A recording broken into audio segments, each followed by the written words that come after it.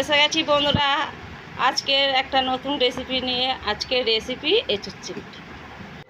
এঁচোড় চিংড়ি করব, তার জন্য আমি রেখেছি এখানে চিংড়ি, এঁচোড়, আলু, পেঁয়াজ, টমেটো, কাঁচা লঙ্কা, নুন, হলুদ, লঙ্কা, তেল, আদা রসুন বাটা, শুকনো লঙ্কা, তেজপাতা, গরম মশলা, চিনি। এখন আমি এঁচোড়টা কড়া গরম হয়ে গেছে। এই এঁচোড়টা জলের মধ্যে দিলাম,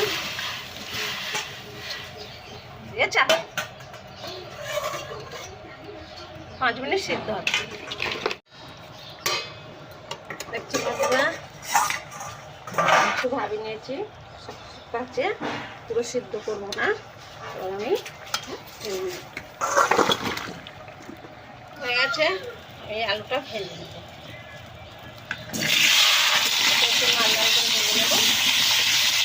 দেখতে পাচ্ছেন আমার আলু ভাজা হয়ে গেছে। এবার আমি আলুটা তুলে নেব।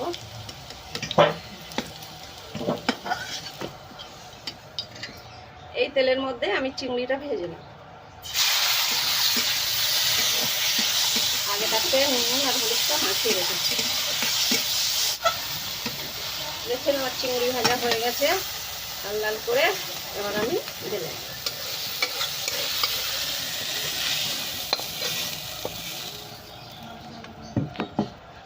তেল, দিলাম।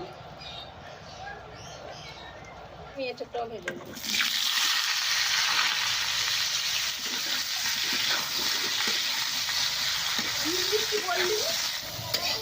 এঁচোড়টা ভাজা হয়ে গেছে, এবার ঢেলে নেব।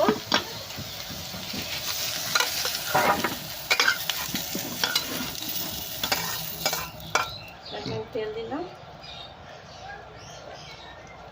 তেজপাতা, শুকনো লঙ্কা দিলাম, পেঁয়াজ দেব,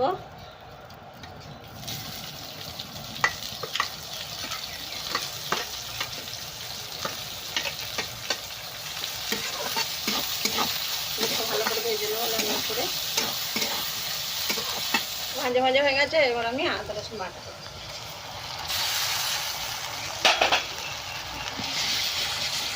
আদা রসুনটা ভালো করে একটু ভেজে নিতে হবে যাতে না গন্ধ থাকে আদা রসুনের।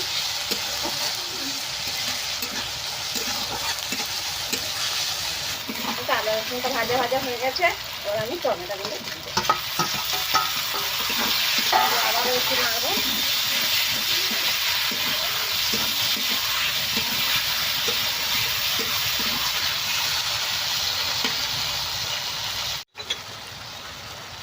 নুন দিলাম 1 চামচ, হলুদ 1.5 চামচ, লঙ্কা 2 চামচ, আপনার স্বাদ মতো দেবেন। 1 চামচ চিনি দিলাম, মানে গোল 4টে কাঁচা লঙ্কা,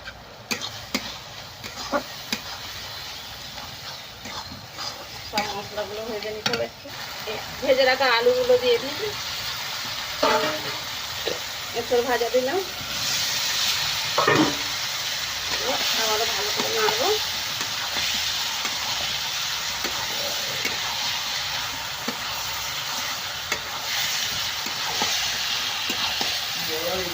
আমি জল দিলাম।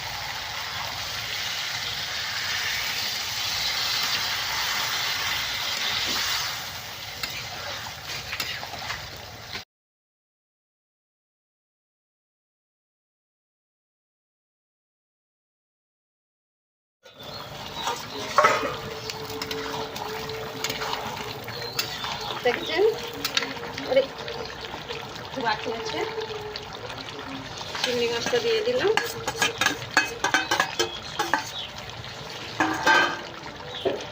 গরম মশলা দিচ্ছি,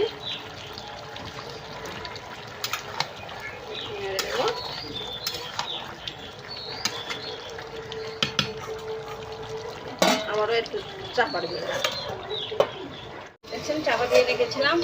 এবারে দেখছি আমার রেসিপি তৈরি হয়ে গেছে। সব কিছু ভালো মতন জল খালাস রেসিপি হয়ে গেছে। সব ভালো মতো সিদ্ধ হয়ে গেছে। আমাদের এঁচোড় চিংড়ি তৈরি। এবার আমরা ভেজে নেব।